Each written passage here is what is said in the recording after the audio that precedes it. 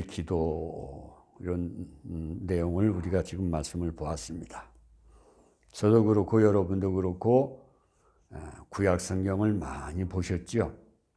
참 볼 때마다 저는 느낀 것이 참 하나님은 이상하신 하나님이시다. 어쩌면 그렇게 이스라엘 백성만 사랑하셨을까, 구약 시대에. 의문이 되기도 하고 때로는 시기도 나기도 했어요. 어떻게 그렇게 소수의 이방인 외에는 이스라엘 백성만 그렇게 사랑하셨을까? 이 하나님이 이스라엘 백성에 대한 그렇게 사랑하셨고 기대도 크셨었죠. 그러면서 당부하시는 말씀을 꼭 내 말씀을 지켜라. 꼭 그 당부를 하셨어요. 근데 이스라엘 백성이 하나님의 명령을 어겼지요. 예? 예. 그래서 하나님께서는 이스라엘 백성을 일컬어서 목이 곧은 백성이다. 내가 저들 지었음을 후회하노라. 이렇게 말씀하신 걸 보면서 참 제 인간적으로 생각해도 이스라엘 백성은 참 못됐다. 참 그렇게 사랑을 받고도 어떻게 하나님 등 돌릴 수가 있을까? 근데 이게 이스라엘만의 문제가 아니고 우리 모두의 문제더라고요. 이게.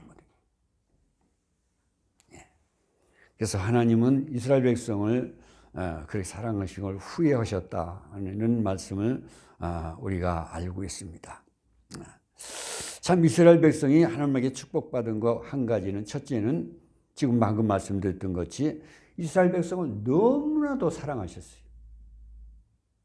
두 번째는 그 사랑이 극에 달해서 그 위대한 지도자 모세 아니면 다윗 이런 사람을 주셨다는 것 그 자체가 다 축복이에요. 이스라엘 백성. 이게 대단한 축복이죠, 말이에요. 예? 우리나라에도 좀 이런 걸출한 영적인 지도자가 참 있었으면 좋겠는데 좀 아쉬움이 없지 않아 있어요. 네. 네. 오늘 보신 말씀을 한 세 대목으로 나눠서 제가 간단하게 전해드리면은 3절에 보면 우리 모든 사람들은 티끌로 돌아가게 돼 있어요. 흙으로 왔다 흙으로 돌아가는. 그래서 하나님께서 너희들 돌아가라 하면 안 돌아갈 사람 없죠. 다 가는 거예요, 그냥. 그래서 그 예를 들어서 홍수처럼 쓸어 가신다 그랬고, 아침에 돋는 풀 같다고 그랬고, 풀은 아침에 꽃이 피어 자라다가 저녁에는 시들어 마르나이다. 주의 노에 소멸되며 주의 분내심에 놀래나이다. 주님께서 오라 하시면 안 갈 사람이 없어요. 여러분 다 아시는 분들은 아시겠지만 11월 7일 날 작년 은퇴 예배를 드리고 은퇴 목사가 되었어요. 생활 패턴이 완전히 바뀐 거잖아요. 그 바뀐 그 생활 패턴에 적응한다는 것도 그렇게 쉬운 일이 아니더라고. 근데 여러분은 아시다시피 갑자기 또 집사람 하나님 부르시니까 갔어요.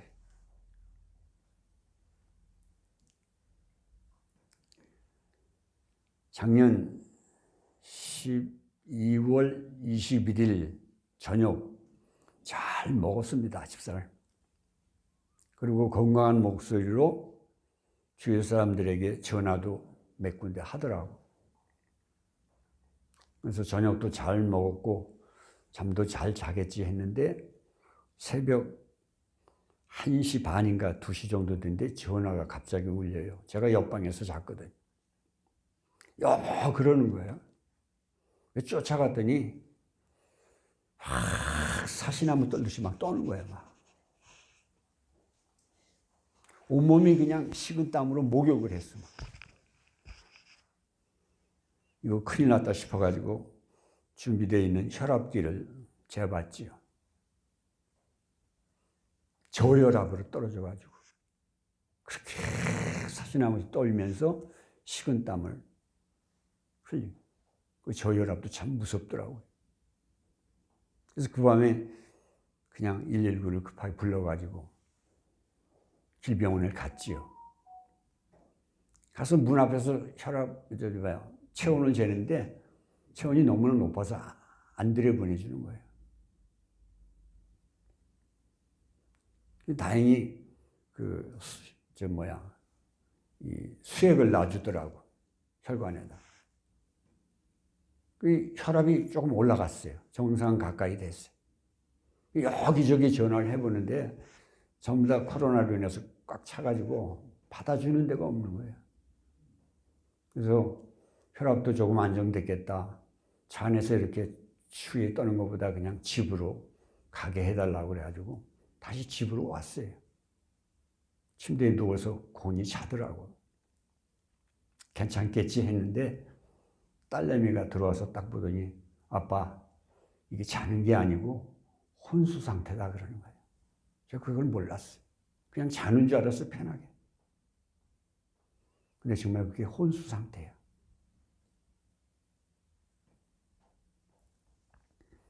다시 119를 불러가지고 송울에 있는 우리 병원을 갔지요. 갔더니 그때 갔을 때 그 당시에는 체온이 그래도 정상이었어요. 그러니까 받아주지요. 응급실로 갔다가 중환자실로 갔다가 의사가 한 40%는 희망이 있다고 그걸 이제 믿고 중환자실에 쭉 있었는데 하루 지나고 나서 갑자기 지금까지 들어보지도 못했던 폐혈증이 왔다는 거예요. 폐혈증. 물론 집사람이 당으로 말기가 됐고 당 관리를 사실 못했어요. 성격상 그렇게 그냥 말을 해도 잔소리를 해도 안 듣고 그냥 관리를 그렇게 안 했는지 못한 거지, 한마디로. 폐혈증이 왔다. 폐혈증이 뭐냐고. 어? 당 말기로만 알고 있었지 폐혈증이라는 말은 처음 들어보는 것이거든요, 저도. 근데 설명을 하는데 피에 균이 들어가가지고 피가 썩는데요. 그 썩은 피가 온몸을 막 돌아다니니까 가는 데마다 장기를 다 망가뜨리는 게 그게 폐혈증이라는 거예요. 폐도 망가지고 심장도 부어서 작동 못하고 신장, 콩팥도 제 기능을 발휘 못하니까 복수가 차가지고 소변이 나오질 않고 중환자실에 있을 필요가 없다는 거예요. 입원실로 가래. 입원실로 가라는 건 뭐예요? 이제 포기해라는 얘기죠. 이틀 만에 그냥 가더라고. 이틀 만에. 집사람을 갑자기 이틀 만에 보내놓고 곰곰이 기도도 해보고 생각해보니까 하나님이 오라는데 안 갈 사람이 누가 있으며 이제 그만 고생하고 편히 와서 내가 품 안에 안겨라 그런 뜻이 있는 것도 같고 참 고생 많이 했죠. 제 신학교 7년 동안 뒷바라지도 했고 서울에서 5년 동안 개척했을 때도 참 고생 많이 했고 이제 조금 편하게 살만하니까 이제 더 죄 짓지 말고 내게 오라. 인간은요 죄성이 있어서 목사도 사모도 때로는 죄를 짓거든. 그만 죄 지라는 거예요. 그러 오라는 거예요. 그런 생각이 들더라고요. 그래서 저도 소망이 있다는 걸 믿습니다. 하나님의 품에 안길 저 믿습니다, 집사람. 그런데 이별의 슬픈 마음을 잊을 수가 없어요. 이별의 슬픈 마음을 잊을 수가 없어요. 너무나도 빈자리 공간이 크고 정막강산이 말할 상대가 없다는 자체.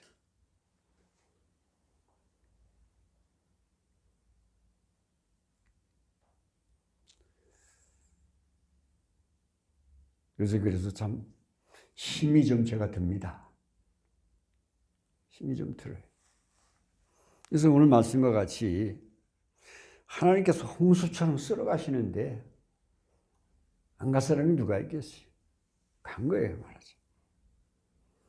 믿는 사람만 가는 게 아니라 믿지 않는 사람도 가지요. 그죠? 근데 믿는 사람은 그래도 소망이 있잖아요. 이야기 하나 할게요. 하루살이하고 나비하고 이 얘기를 나눌 때 하루 종일 잘 놀았대. 나비가 헤어지면서 내일 만나자 그랬대. 그때 하루살이가 내일이 뭐야? 하루살이는 하루 살다가 죽으니까 내일을 몰랐던 거예요. 나비하고 제비하고 또 이야기를 나눈 오늘 재밌게 놀았으니까 내년에 만나자. 나비가 있다가 내년이 뭐야? 내년을 모르는 거예요. 한 해만 살고 죽은. 왜 이런 말씀 드리느냐? 인간은 하나님을 믿는 사람이 있는가 하면은 믿지 않는 사람이 있다. 믿는 사람들은 영생이 있다는 걸 믿습니다. 영원한 저 하늘나라, 영원한 안식처가 있다는 걸 믿어요. 믿지 않는 사람들은 영생이라는 걸 모르잖아요. 참 하나님이 있어서 한평생을 사는 삶과 하나님 없이 사는 삶의 그 차이가 얼마나 크고 안 믿고 하나님 모르는 가운데 살던 사람들은 나중에 결국에 남는 것은 후회밖에 없어요. 절망과 좌절뿐이고. 응? 우리 믿는 사람들은 소망이 있고 기대가 있지요. 저 세상에 있다는 걸 믿고. 그렇다고 해서 믿는 사람에게 이 세상 사는 동안에 어려움이 없다는 얘기는 아니고 나름대로 어려움이 있지요. 참 여기 목사님 사모님들 계시지만 저도 역시 마찬가지고 참 어려운 참 고비를 여러 번 넘겼습니다. 어떤 때 어려움이 왔나? 저 같은 경우는 가만히 생각해 보면은 하나님보다 내가 앞서가려고 그럴 때 하나님 뒤따라가야 되는데 이 미련하고 고집불통이라 가지고 간혹 가다가 내 의견, 내 생각을 앞세울 때가 있어요.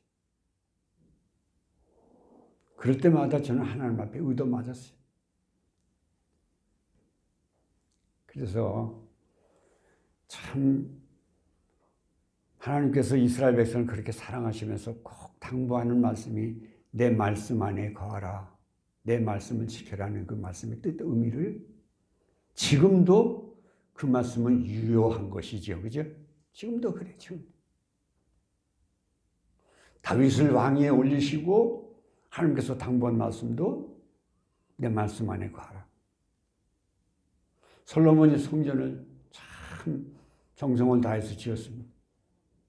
솔로몬 성전 지은 것도 중요하지만 또 솔로몬에게도 하나님께 당부하신 말씀이 내 말씀 안에 거하라. 요즘에 기독교 방송을 어느 목사님이 그렇더라고 말씀하시는데 참 그게 참 도전이 되고 은혜가 되더라고. 당신이 만난 예수님, 당신이 경험한 예수님, 그 틀 안에 하나님 예수님을 그 안에 묶어두지 말라는 거야. 당신이 아는 만큼 당신의 감정으로, 당신의 고집으로 하나님 묶어놓지 말라는 거야. 하나님은 위대하신 하나님이요 무한하신 하나님이기 때문에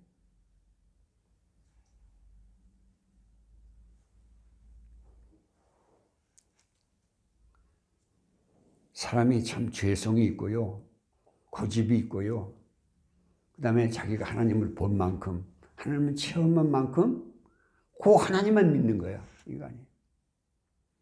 근데 우리의 시선은 어디에다 둬야 되죠? 말씀에다 둬야 되고 말씀의 뿌리를 내려야 되는, 그러면서 주님 뒤 따라가는, 주님 뒤만 따라가야 돼요. 우리 인생 삶도 그렇고 그다음 목회자들이니까 목회도 그렇고 성공적인 인생삶, 성공적인 목회를 끝까지 잘해야 돼요. 끝마무리를 잘해야죠. 끝마무리. 그게 중요한 거예요. 인생 끝마무리, 목회 끝마무리. 이번에 은퇴하면서 참 조금 어려운 일도 있었고 참기 힘든 일도 있었어요. 뭐 낱낱이 말씀을 안 드리겠습니다만은 참 견디기 힘든 그런 일이 자꾸만 생기더라고.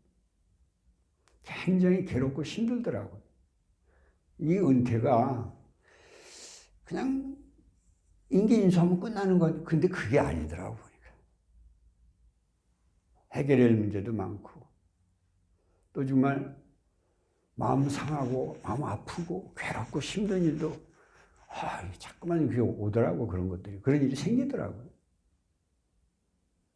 그래서 제 마음속에 인생도 마무리를 잘해야 되겠지만, 목회도 마무리는 정말 잘해야 되겠다. 잘한다는 게 뭐냐? 끝마무리를 아름답게. 그 다음에 끝까지 화평과 화목한 관계.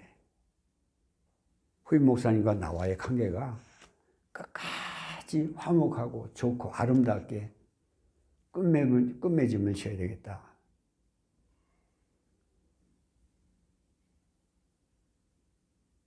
제가 이 끝마무리, 목회, 은퇴를, 끝마무리를 그냥 정말 서로 불화 관계에서 끝냈다면 저는 목회 실패자가 되는 거지. 실패자가 되는 거예요.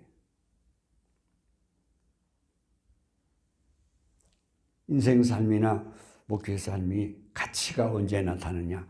끝마무리 때 꼭 나타난 끝마무리. 어떻게 끝마무리를 잘하느냐에 따라서. 그래서 지금까지는 그런데도 잘 돼 왔는데 앞으로도 또 견딜 일이 있으면은 해결해야 될 문제가 있다면은 또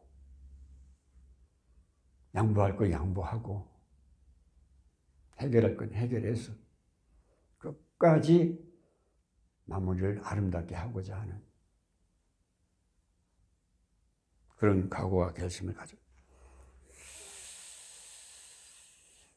우리의 연수가 70이여 강간은 80이라도 그 연수의 자랑과 수고와 슬픔뿐이고 신속기간이 우리가 날아가나이다.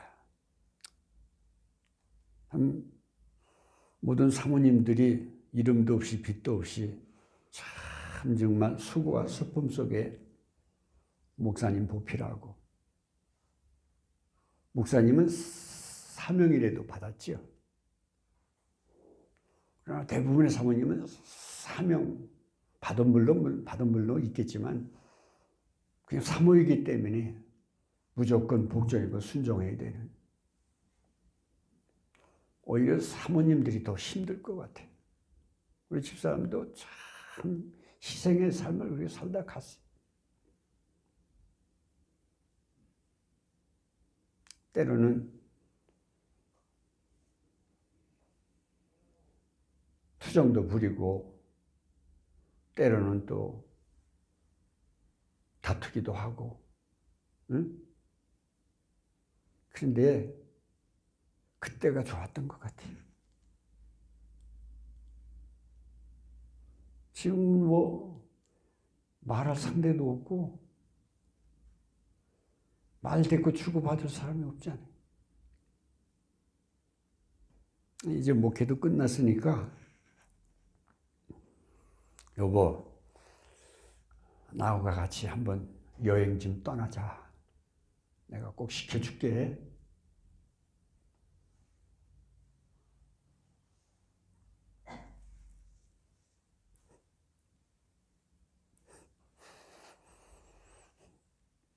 그런데 그것 일이 못하고 그냥 가버렸어요.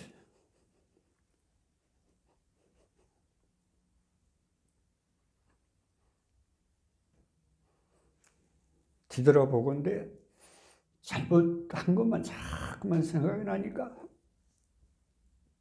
더 눈물이 나는 거예요. 좀 더 잘해줄 거예요.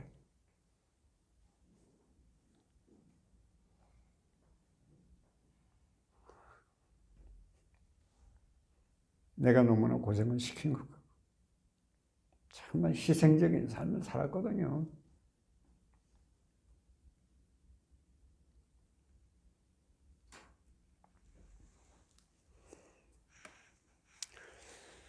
그 사람은 갔습니다. 이제 후회한들 무슨 소용이 있겠습니까? 그래서 이제 우리 젊으신 목사님들은 인생도 아직도 많이 남았고 목회도 아직도 많이 또 하셔야 되는데 오늘 12절서부터 17절 끝절까지는 기도하는 내용이에요.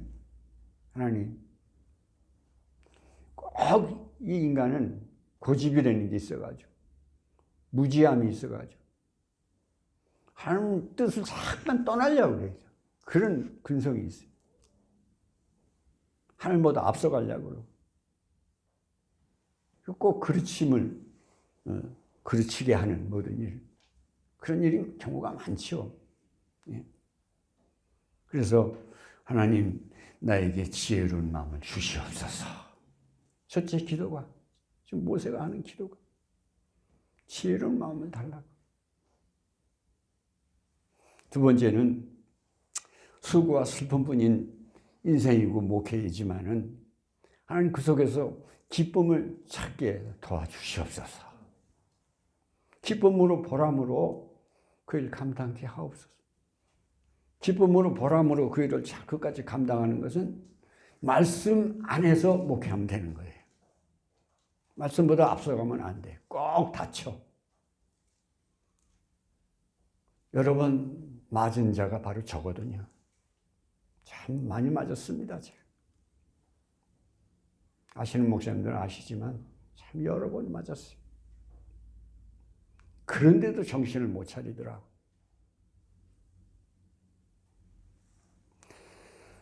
세 번째 기도한 것은 마지막으로 하나님의 은총을 베풀어 주옵소서. 그런 기도. 하나님의 은총을 날마다 우리는 받아 먹고 살아야 돼요. 그래야 성공적인 인생, 성공적인 목회를. 그 목회는 내가 하는 게 아니죠. 그죠? 하나님이 하시는 것이지.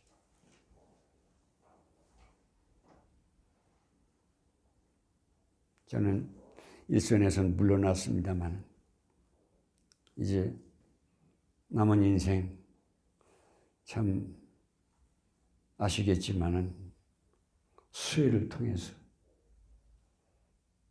집사람 장례식을 치르면서 많은 목사님들의 사랑과 배려와 도움을 많이 받았습니다. 갚을 길이 없어요. 마음뿐이지.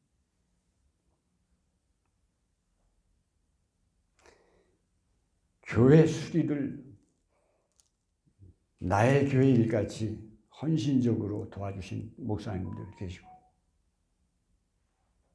사택 2군데를 내 집같이 정성을 다해서 어떤 분은 돼지통까지 가지고 왔더라고. 동정까지.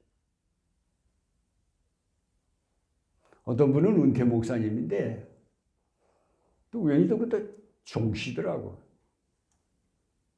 전화 와가지고 은퇴 목사라서 가진 건 별로 없지만 조금 보내드린다고.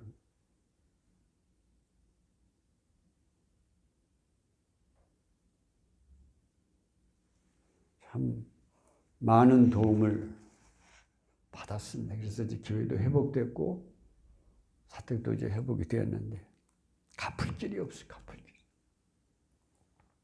그래서 기도할 뿐입니다. 하나님, 그들의 한 모든 선한 일이 하늘의 상급으로 쌓이게 하시옵소서.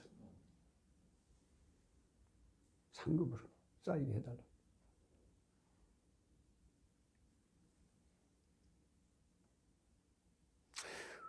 외롭고 괴롭습니다. 저도 소망이 있습니다. 하는 나라가 있다는 걸 믿습니다. 그러나 이별의 슬픔만은 참 견디기 힘드네요. 여러분들이 기도를 부탁드리고 힘이 되어주신 여러분에게 감사 인사를 드리면서 설교 대신하겠습니다. 감사합니다.